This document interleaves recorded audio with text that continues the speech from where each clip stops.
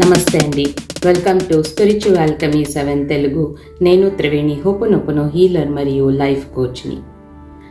మీరు law of attraction, ho'oponopono ఇవంతా follow చేస్తున్నట్లయితే మీకు ఇంకా మీ మేనిఫెస్టేషన్ దొరకట్లేదు అని అనుకుంటుంటే మీ లైఫ్ స్టైల్ను కొంచెం మార్చుకోండి. ఎలా అనేది నేను ఇప్పుడు ఒక 15 పాయింట్స్లో సింపుల్గా చెప్తాను. ఆ చేంజెస్ని మీ లైఫ్లో చేసుకోండి. తర్వాత చూడండి మీ లైఫ్లో ఎలాంటి చేంజెస్ వస్తుంది, మీరు మీ మేనిఫెస్టేషన్స్ని ఎలా అట్రాక్ట్ చేస్తారు, మీరు మారేది కాకుండా మీ చుట్టూ ఉన్న వాళ్ళు కూడా ఎలా మారుతారో చూడండి. ఓకే, ఇప్పుడు ఏం చేయాలి దానికి? First point, gratitude practice. Gratitude అంటే ఏంటి? కృతజ్ఞతల్ని ఎలా ప్రాక్టీస్ చేస్తారు? పొద్దున్నే లేవగానే మీ లైఫ్లో ఉన్న ఏదైనా 11 వాటికి గ్రాటిట్యూడ్స్ కంపల్సరీ చెప్పుకోండి. అదైన తర్వాత మీరు ఏం పని చేస్తున్నా ఆ పనికి, ఆ వస్తువుకి థ్యాంక్స్ చెప్పుకుంటూనే ఉండండి. మీకు ఎవరైనా కాల్ వచ్చిందా, మీ పేరెంట్స్ కానీ, మీ రిలేటివ్స్ కానీ, మీ ఫ్రెండ్స్ కానీ కాల్ పిక్ చేయడానికి ముందు వాళ్ళకు ఒక గ్రాటిట్యూడ్, థ్యాంక్ యూ నా లైఫ్లో ఉన్నందుకు అనుకుని మాట్లాడండి. ఆఫీస్కి వెళ్తున్నారు, ఆఫీస్ ముందర నించుని ఆఫీస్ని చూసుకొని థ్యాంక్ యూ అని చెప్పండి. ఇలా ప్రతి దానికి మీరు ధన్యవాదాలు, కృతజ్ఞతలను ప్రాక్టీస్ చేయండి. మీ వైబ్రేషన్ ఇన్స్టెంట్గా ఇలా హై అవుతుంది.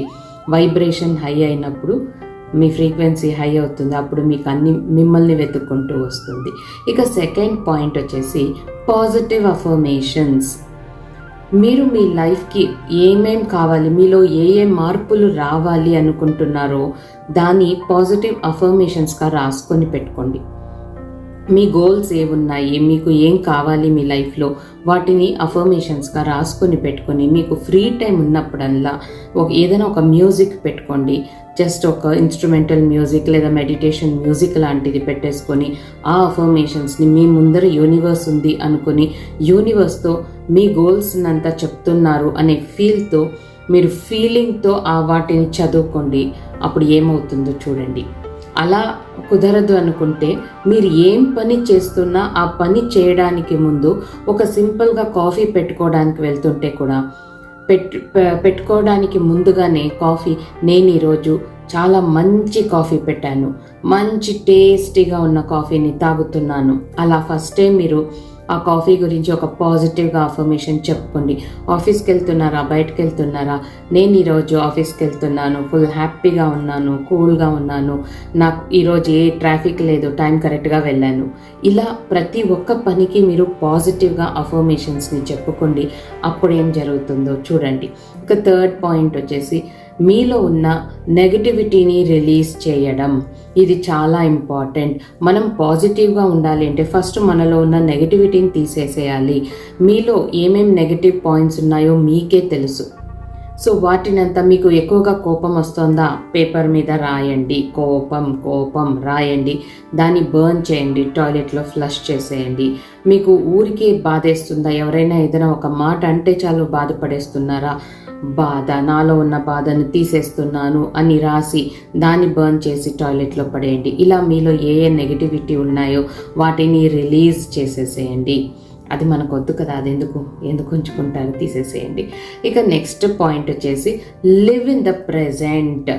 అంటే ఇప్పుడు మన లైఫ్లో ఏం జరుగుతుందో దాని గురించి మాత్రమే ఆలోచించండి. గతంలో ఏం జరిగింది మనకొద్దు, ఎందుకంటే గతంలోకి వెళ్ళి మనం చేంజ్ చేయలేము కదా పరిస్థితులను. ఫ్యూచర్ గురించి మనకు అస్సలు తెలియదు, ఏం జరగబోతుందో, రేపు ఈ పాటికి మనం ఉంటామో లేదో కూడా తెలియదు, ఏం జరుగుతుందో తెలియదు. అలాంటప్పుడు ఫ్యూచర్ గురించి మనకు ఎందుకండి? గతము వద్దు, ఫ్యూచరు వద్దు. ఈ మూమెంట్లో మనం ఉన్నాం, ఏం చేస్తున్నాం, అది మనకు ఇంపార్టెంట్. కాబట్టి మీకు ఫ్యామిలీలో సమస్యలు ఉన్నాయంటే వాటిని ఏం చేయాలి అని ఈ మూమెంట్లో మీరు దాని గురించి ఫోకస్ చేయండి, దాని సొల్యూషన్ గురించి ఫోకస్ చేయండి. కానీ గతంలో ఏదో జరిగింది, దానివల్ల ఇప్పుడు మీకు ప్రాబ్లం ఉంది అని ఆ పాస్ట్లో జరిగిన దాని గురించి తలుచుకుంటూ బాధపడొద్దు. నెక్స్ట్ 5వ పాయింట్ వచ్చేసి హోపోనోపోనో ప్రాక్టీస్. ఇప్పుడు ఫ్రీ సెషన్స్ జరుగుతోంది. నేను మీకు ఎక్స్ప్లెయిన్ చేశాను హోపనోపోనో ఎలా చెప్పుకోవాలి అని. ఆల్రెడీ 2-3 వీడియోస్ కూడా పెట్టాను హోపనోపోనో గురించి. నిద్ర లేవగానే ఫస్ట్ థింగ్ ఇక్కడ మీ థర్డ్ ఐని చూసుకొని మీ పేరు చెప్పుకొని హోపనోపోనో చెప్పుకోండి. మీ తల్లికి 108 సార్లు, తండ్రికి 108 సార్లు, ఇంకా మీ లైఫ్ పార్ట్నర్, మీ పిల్లలు ఎవరెవరికి చెప్పుకుంటారో అంతా 21 సార్లు లేదా ఒక్కసారి ఇలా హోపనోపోనో ప్రాక్టీస్ ప్రతి దానికి చెప్పుకోండి. చాలా మార్పులు వస్తాయి మీ లైఫ్లో. మీ వైబ్రేషన్ ఇన్స్టెంట్గా రైజ్ అవుతుంది. నెగిటివిటీ ఆన్ గోయింగ్గా క్లెన్స్ అవుతూ ఉంటుంది. దేనికి మీరు చెప్పుకుంటున్నారో అందులో ఉన్న నెగిటివిటీ క్లెన్స్ అవుతూనే ఉంటుంది. ఇక 6వ పాయింట్ వచ్చేసి మెడిటేషన్. ఇది చాలా ముఖ్యం. ఎందుకంటే మన బ్రెయిన్లో ఒక్క రోజుకు 72,000 థాట్స్ వస్తుంటాయి, ఆలోచనలు. మనం కనుక ఒక 15 నిమిషాలు లేదా 20 నిమిషాలు ఊరికి అలా కూర్చుని మైండ్ని స్టిల్గా పెట్టుకుని ఏ ఆలోచనలు రానివ్వకుండా చేసుకున్నాము అంటే చాలు, మన మైండ్ చాలా శక్తివంతంగా మారుతుంది. మనం ఇంకాస్త చురుకుగా మారుతుంది. ఎన్నో సమస్యలకు మనకు అది పరిష్కారం చూపుతుంది. సో మెడిటేషన్ చాలా చాలా ముఖ్యం. మీరు ఇప్పుడు స్టార్ట్ చేయలేదంటే ఇమీడియట్గా స్టార్ట్ చేసుకోండి. మీరు మార్నింగ్ లేవగానే టైం ఉంటే అప్పుడు చేయండి, లేదా నైట్ పడుకునే ముందు టైం ఉంటే అప్పుడు చేయండి. అలా 2 మార్నింగ్ అండ్ నైట్ టైం లేదు అంటే ఈవినింగ్ లేదా ఆఫ్టర్నూన్, అలా ఎప్పుడు మీకు టైం ఉంటే అప్పుడు కూర్చొని మెడిటేషన్ చేయండి. మీ బ్రెత్ మీద మీరు వర్క్ చేయండి. జస్ట్ మీ ఊపిరి ఎలా వెళ్తోంది లోపలికి, బయటికి ఎలా వెళ్తోంది, దాని మీద ఫోకస్ చేయండి చాలు. ఇక నెక్స్ట్ పాయింట్ 7th, ఇది కూడా చాలా చాలా ఇంపార్టెంట్. నేను చెప్తున్న ప్రతి ఒక్క పాయింట్ ఇంపార్టెంటే. అందులో ఇది వచ్చి ఫర్గివ్నెస్, అంటే క్షమాపణలు. ఎవరిని మీరు క్షమించలేకపోతున్నారు? ఫస్ట్ మీరు కళ్ళు మూసుకొని ఎవరి వల్ల మీకు ప్రాబ్లం అవుతోంది, లేదా ఎవరిని చూస్తే మీకు పడట్లేదు, ఎవరితో మీకు ఎప్పుడు ఎక్కువగా గొడవలు అవుతున్నాయి, ఒక్కొక్కరనే తలుచుకోండి. ఎందుకు వాళ్లకు మీకు మధ్య ఈ ప్రాబ్లమ్స్ వస్తున్నాయి అనే రీజన్ని వెతకకుండా, ఎందుకైతే ఏంటి, ఇలా వాళ్లకు నాకు పడట్లేదంటే యూనివర్స్ నాకు ఏదో పాఠం నేర్పుతోంది. ఈ పాఠాన్ని నేర్పుతున్నందుకు thank you so much universe. నేను వాళ్ళని క్షమించేస్తున్నాను. వాళ్ళని క్షమించేసి నా థాట్స్ నుండి వాళ్ళను రిలీజ్, ఇలా అనుకుని మీరు ప్రతి ఒక్కళ్ళని, ఎవరెవరి మీద మీకు కోపం ఉంది, బాధ ఉంది, అసూయ ఉంది, ఈర్ష్య ఉంది, వాళ్ళందరినీ తలుచుకోండి. వాళ్ళను క్షమించి వదిలేసేయండి. మీ థాట్స్ నుండి వాళ్ళను రిలీజ్ చేసేసేయండి. ఇక 8వ పాయింట్ వచ్చేసి హార్ట్ సెంటర్డ్ లివింగ్. అంటే మీ హృదయంలో ఎక్కువగా ప్రేమ, మమత, దయ, కరుణ ఇలాంటివి పెంచుకోండి. ఎందుకంటే అవి మనల్ని ఎక్కడికో తీసుకెళ్తుంది లైఫ్లో. మనల్ని లైక్ మన వైబ్రేషన్ ఇన్స్టెంట్గా హై చేస్తుంది. మనకు అందరికీ మనల్ని చూడగానే ఒక ఆకర్షణ ఉంటుంది. మనం మంచి వాళ్ళనే అట్రాక్ట్ చేస్తాం.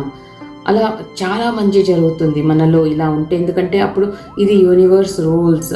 మనం ఎంత ప్రేమతో ఉంటామో, ఎంత దయగలిగి వాళ్ళముగా ఉంటామో, ఎంత కరుణతో ఉంటామో అంత మంచి జరుగుతుంది మనకు. కాబట్టి మీరు దీన్ని మీ నుండి ఎవరికైనా ఒక హెల్ప్ కావాలి అంటే మీరు వెళ్ళి చేయండి. దయతో అయ్యో పాపం అనుకొని అందరికీ సహాయం చేస్తూ చాలా బాగా అందరికీ నచ్చేలా ఉండండి. అలా అని అందరి దగ్గర వెళ్ళి వాళ్ళకు నచ్చేలా మీ ఓన్ సెల్ఫ్ని వదులుకొని ఉండాలని కాదు. మీరు ఎక్కడైనా ఉండండి, ఏం చేస్తూ ఉండండి, మీరుగా ఉండండి, కానీ అందరికీ నచ్చేలా. ఇదన్నమాట. ఇక నెక్స్ట్ వచ్చేసి ఇన్నర్ చైల్డ్ హీలింగ్. ఇది చాలా ఇంపార్టెంటే. మీరు చిన్న వయసులో నుంచి, మీ బాల్యం నుండి మీ ఇన్నర్ చైల్డ్ ఎంతో గాయాలు పడి ఉంటుంది. ఎన్నో సన్నివేశాలలో ఎవరెవరి నుండో గాయాలు పడి ఉంటుంది. ఆ గాయాన్ని ఇప్పుడు మీరు నయం చేయాలి కదా. దానికి ఇన్నర్ చైల్డ్ హీలింగ్కి ఏం చేయాలి? Inner child meditation. నేను ఇన్నర్ చైల్డ్ మెడిటేషన్ వీడియో కూడా పెడతాను. మీరు రోజు దాన్ని పెట్టుకుని మీరు విని మీ ఇన్నర్ చైల్డ్ని హీల్ చేసుకోండి. అది చాలా ముఖ్యం. అంతేకాకుండా మీ ఇన్నర్ చైల్డ్కి మీరు హోపనోపోనో కూడా చెప్పుకోండి. ఇక నెక్స్ట్ వన్ వచ్చేసి 10వ పాయింట్ వచ్చేసి మంత్రాస్ చాంటింగ్. ఓం మంత్ర. జస్ట్ డీప్ బ్రీతింగ్ చేసుకోండి. ఓం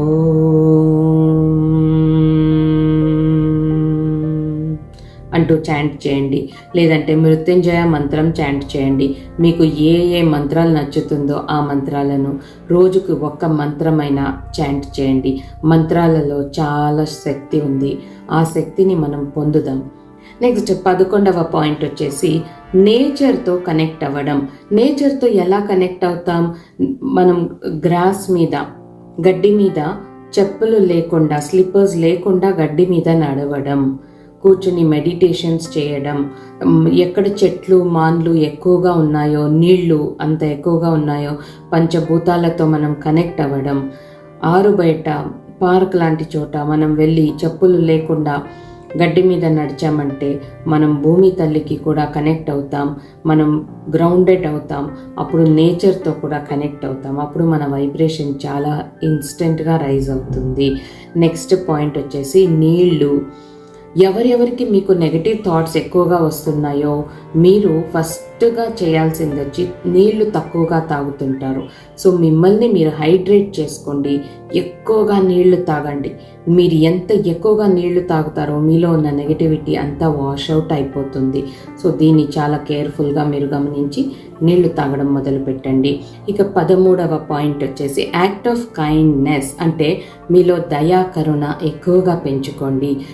మీరు ఎక్కడైనా వెళ్తుంటే ఎవరైనా ఒక చిన్న హెల్ప్ కావాలి అంటే, ఎవరో పడిపోయారు, వాళ్ళ వస్తువులంతా పడిపోయాయి, వాళ్ళ ముక్కు మొహం తెలియని వాళ్ళైనా మీరు వెళ్ళి వాళ్ళకు జస్ట్ వాళ్ళ థింగ్స్ అందివ్వడం, అలాంటి చిన్న చిన్న హెల్ప్ చేయండి చాలు. మీలో దయా కరుణ అనేది ఎక్కువ అవుతుంది. అప్పుడు మీ ఇన్స్టెంట్ వైబ్రేషన్ హై అవుతుంది, మీ ఫ్రీక్వెన్సీ హై అవుతుంది, మీ మేనిఫెస్టేషన్స్ జరుగుతాయి. ఇంట్లో కూడా అంతే. మీ భర్త లేదా మీ భార్య ఎవరైనా కష్టపడుతూ ఉంటే వెళ్ళి సహాయం చేయండి. ఇంకొకరికి మన చేతనైనంత మనం సహాయం చేసినప్పుడు, మనకు అవసరమైనప్పుడు మనం అనుకోని విధంగా మనకు సహాయం దొరుకుతుంది.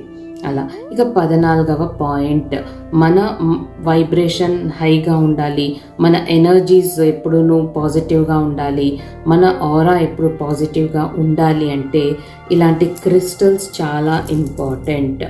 అమేథిస్ట్, ఇది అమేథిస్ట్, ఇలా అమేథిస్ట్, రోజ్ క్వార్ట్స్, సెలెనైట్, ఇలాంటి క్రిస్టల్స్, క్లియర్ క్వార్ట్స్ ఇలాంటివి మీరు వేసుకుంటే కనుక, ఎవరికైతే చేతిలో వేసుకోవడం అవుతుందో వాళ్ళు వేసుకోవచ్చు, లేదంటే టంబల్స్ కూడా కొనవచ్చు. టంబల్స్ కొనుక్కొని అవి చేతిలో పెట్టుకొని కూడా మీరు మెడిటేషన్స్ చేయొచ్చు. సో ఇలా క్రిస్టల్స్ వాడడం వల్ల మీ ఎనర్జీస్ ఎప్పుడు హైగా ఉంటుంది. మీకు ఏ నెగటివ్ ఎనర్జీస్ మీ దగ్గరకు రాదు. కానీ జాగ్రత్త, ప్యూర్గా ఉన్నవి మాత్రమే కొనండి. ఇక లాస్ట్ పాయింట్, 15వ పాయింట్, డైలీ నైట్ మీరు పడుకునేకు ముందు కల్లుప్పు వస్తుంది కదండి, దాన్ని 2 పిడికెలలో ఇలా పెట్టుకుని రోజు I'm sorry, please forgive me, thank you, I love you అని 3 సార్లు లేదా 11 సార్లు చెప్పుకొని సింక్లో పడేసి హ్యాండ్ వాష్ చేసుకోండి. మార్నింగ్ నుండి నైట్ వరకు ఎక్కడెక్కడో తిరుగుంటారు, ఎవరెవరినో మీట్ చేసి ఉంటారు, వేరే వాళ్ళ నెగటివ్ ఎనర్జీస్ మీరు తీసుకొని ఉంటారు. సో డైలీ ఇలా క్లెన్స్ చేసుకొని పడుకోండి పడుకునే ముందు. So everything will be fine. So ఈ 15 పాయింట్లు మీరు మీ డైలీ లైఫ్లో కనుక మీరు ప్రాక్టీస్ చేసేసారంటే మీ మేనిఫెస్టేషన్స్ ఈజీగా మీకు జరిగిపోతుందండి. Thank you so much.